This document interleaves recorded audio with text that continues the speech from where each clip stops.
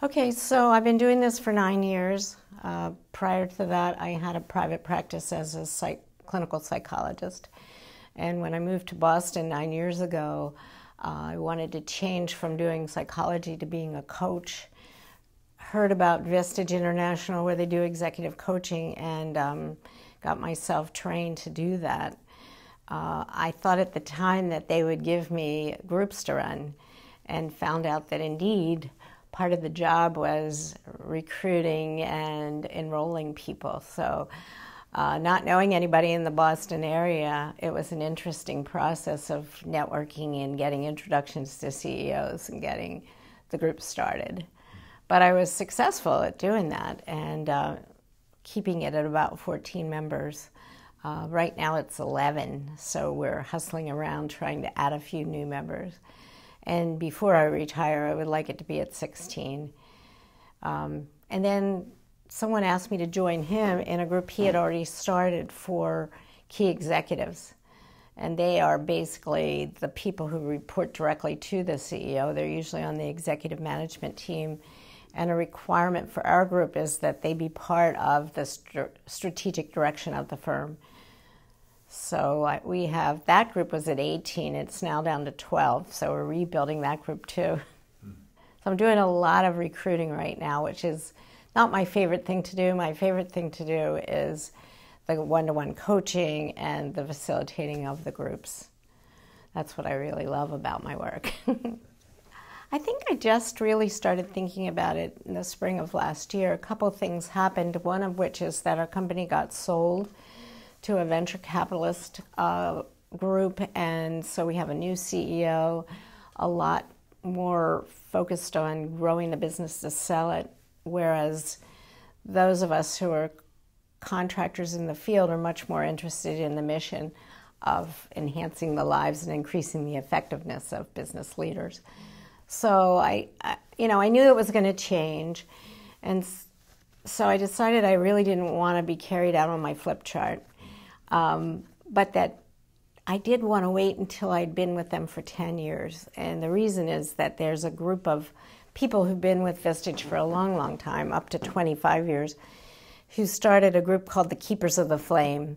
You have to be a 10-year veteran chair to to be a part of that. So my goal is to make it at least till next June, because then I qualify for that.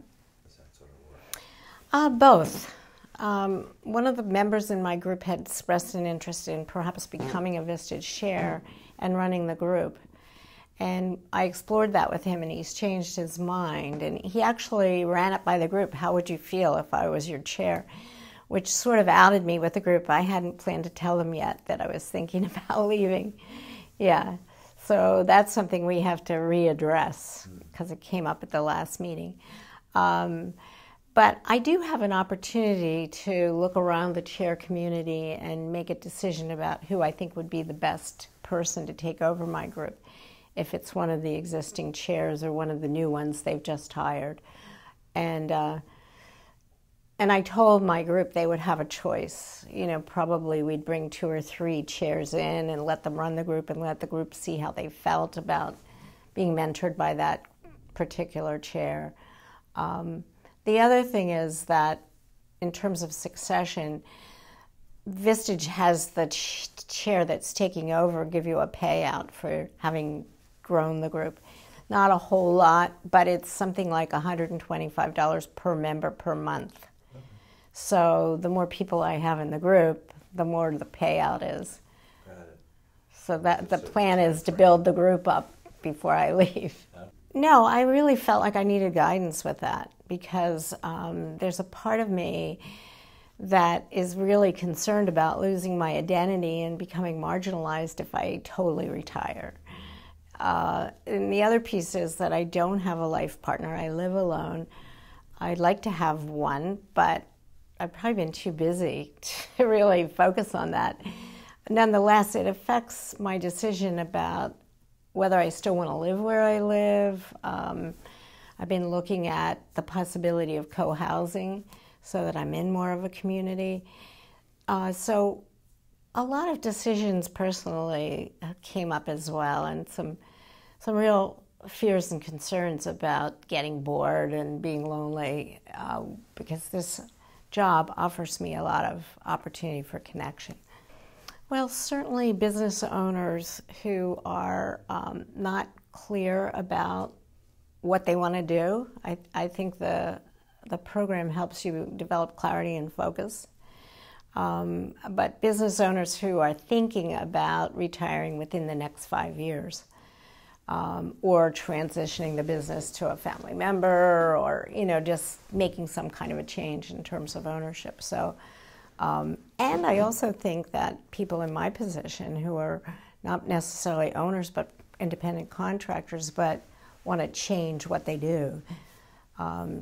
So anybody in transition who's not really clear, I think your program really is good at offering clarity, and certainly the piece that Beth does, offering support for the emotional piece, which of course appeals to me as a psychologist. It's like, if you don't take care of that, it'll sabotage the process.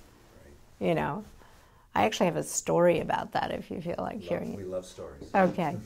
I had a member in my group who owned her family business they made pumps for aquariums and ponds in backyards, and her brother wanted to sell the business. He had been the CEO for 17 years, and she was an accountant who had done a lot of business valuations. She said, no, it's not ready to sell yet. Let me run it for a year and I'll prove it and then we'll sell it. Well, she did that, did everything she had intended to do, except get a broker to help her sell it. And she wanted to do it herself. The Vistage Group said, get a broker, you're too emotionally attached. And every time an offer came, she'd sabotage it. And what I finally found out as her coach was that she was a blue-collar factory kid who had worked in that business from the time she was little, and she didn't fit in as a middle-class Wellesley mom. It was sort of like, if I sell this, where will my identity go? So she got an offer from a Berkshire Hathaway company, Warren Pumps, for $42 million, and she turned it down. And that was in 2008, and then the economy fell apart, and the next time when she went back to him and said, okay, now I'm ready to sell, they offered her $24 million. So the emotional piece totally sabotaged the sale. And the fact that she wasn't willing to deal with that, I think she's still going to work every day. Yeah. Wow, what a shame. It is. Thank you, that was a great story. Okay. I think I'm in the middle. Okay. I certainly have addressed the fact that it's going to happen. I think when I started with Beth, I wasn't sure. It was like, well, maybe I will work until I can't anymore. And having recently been stuck at home because of this surgery on my knee, there is a part of me that's afraid of being isolated. So, because that was a long time I did all my coaching on the phone, and it was a long time of not getting out of the house. But I still, what we helped identify were other things that I want to do. And, I hadn't even thought about that. This has limited me in terms of a lot of other interests I have that I'd like to explore. Well, one of the things I enjoyed a lot and ended up making lists and posting them on the wall behind my desk were, we spent a lot of time talking about fears and then sort of the antidote to that fear. And I made a list of those positive statements. And also things that make me happy and things that make my life meaningful. So I have these lists on my wall, and I remind myself sometimes when some of those fears come up of, the conversations I have with Beth. So that's very helpful. That's great. Yeah. It's my positivity wall. I think it's pretty critical before you make a big life transition or change to explore some of your unconscious motives and feelings and fears and doubts so that they don't sabotage you unknowingly. So I would tell them I think that before they really get into the numbers and that level of exploration, that they do this up front. you know, that they talk about the softer stuff. Well, just that I think Beth Davis did a masterful job with me. She's very skilled at coaching and was very generous with her time and her empathy and concern. So I'd highly recommend her as a coach. And I think the content and quality of the intellectual property you've developed is superb. I really think it's excellent. So. I've owned a CPA practice for 35 years. We are a conventional CPA firm, but in the last few years we've added business valuations and transition/exit planning. Okay. Well, we work, I have another organization called Innovative Equity Strategies, and through that I got to know Beth Davis. She's actually part of it, and one of the big things we're working on now is the mental readiness for a exiting business owner. And I heard her speak a few times, and I said, boy, she's really onto something, because in our planning with business owners, if you can't get them over that mental hump, you're going nowhere with the process. Mm-hmm. Where I am is what we're seeing in a lot of business owners. I had a health event, and it was a wake-up call, and long story short, I believe stress had a lot to do with it. So I decided, okay, now's a good time to sit down with my key employee. Would you be interested? And here's how I'd like to go about it. And so what we did, we put out a plan where, first of all, we changed the name of the practice from Vesey and Company to Vesey and Weeks, and started out on a 3-year journey to transition the business from me to Susan. Well, through the whole health scare, I found myself having conversations with my wife that I never had before. As a business owner, everything's fine. Don't worry about a thing. Yes, we're going on vacation next year. You know, don't worry about it. And realizing that now, as I'm looking down the road, what are we going to do with these 2,000 hours once I back away totally from the practice? And luckily, we have a very active life already, but there were some things we needed to talk about. And I needed to really have an understanding of why these things were important. I thought they were important, but I wanted to really feel the importance of it. So what I did was I engaged the services of Beth to be a transition coach for me, Beth Davis. And she opened my eyes to a lot of things that I hadn't even thought about. And she opened my eyes to the fact that you really have to be an open and frank discussion with your spouse. Because somebody made the comment to me, I married you for life, but not lunch, you know, that type of thing. So, you know, you have to do planning.